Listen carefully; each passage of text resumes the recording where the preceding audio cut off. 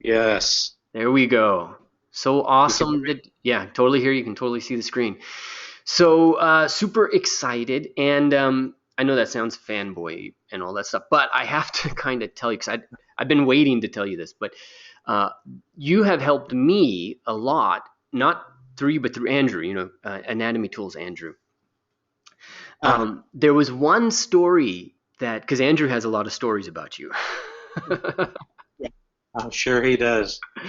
So there's one story that just was really awesome, and I tell people this every chance I can. But it was Andrew was he was retelling this moment where you were making a drawing and you made this bad mark, or you weren't happy with how the drawing was going, and so you got angry at your hand for a second. Look at your hand, and you're like, "Ugh," growl at the hand, and then force the hand to get back into shape and get things going. Yeah. And I thought, man, that is the most brilliant thing ever because it's like this middle management approach to art. It's like a lot of us when we create, if it doesn't go well, we're like, I suck, you know, or blame ourselves. But you're like, I'm just gonna blame my hand because I know my shit is solid. That hand, that was fucking up. So Yeah. excuse my language, but I That- loved that. That was cool.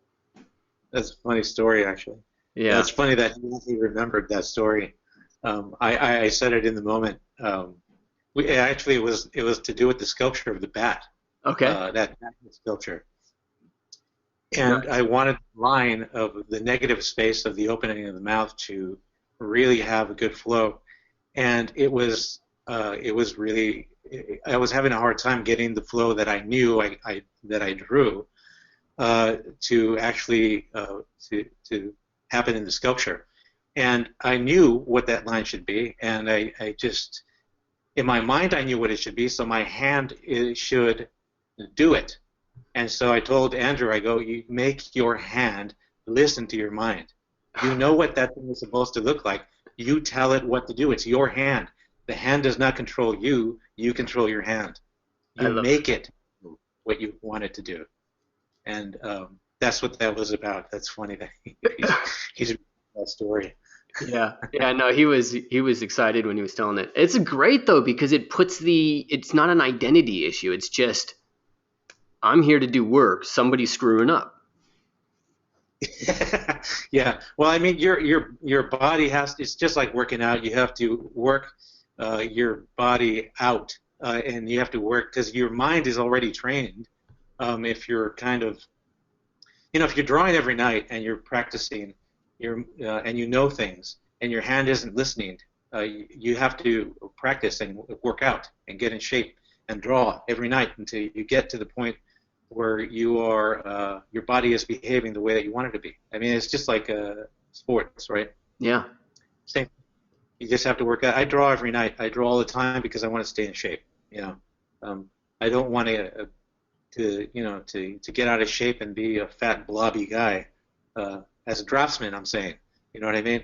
totally. Um, so you have to work it out. You have to work out and draw and make sure that that mind and hand are connected, so you can you're able to get those ideas out on paper, and it's not an effort. It's just something that you do.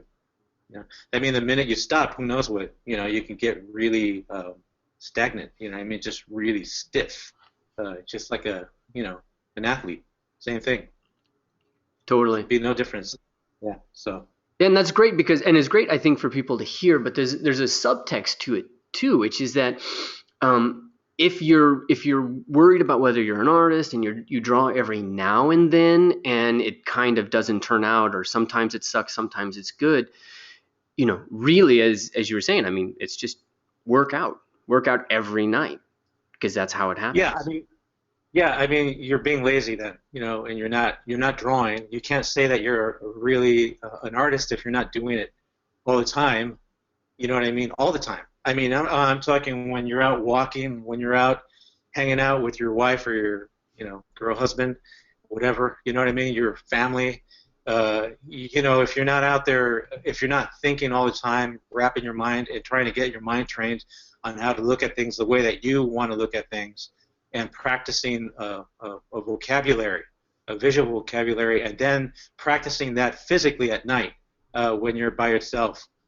Um, you have to work a lot. I mean, Mobius used to talk about how you would how it is to be an artist. A real artist is a part that's left at the end of the day after all responsibilities are done, and that means making a living, and doing all the responsible things. And even in artwork and trying to meet the requirements of art directors and production designers and PAs and whoever has an idea while you're working during the day and trying to make everybody happy. Then at night, what are you doing for yourself that proves you're an artist, and practicing. And that when you do that, you develop a visual language that's your own. And that's how you become an individual, is by drawing and making mistakes at night, and and loving some of those mistakes and hating others, and you're practicing that mind to hand. That's an exercise. You got to get that. You have to do it all the time. Can't ever stop, ever. It doesn't matter how much talent you have. You got to do it all the time.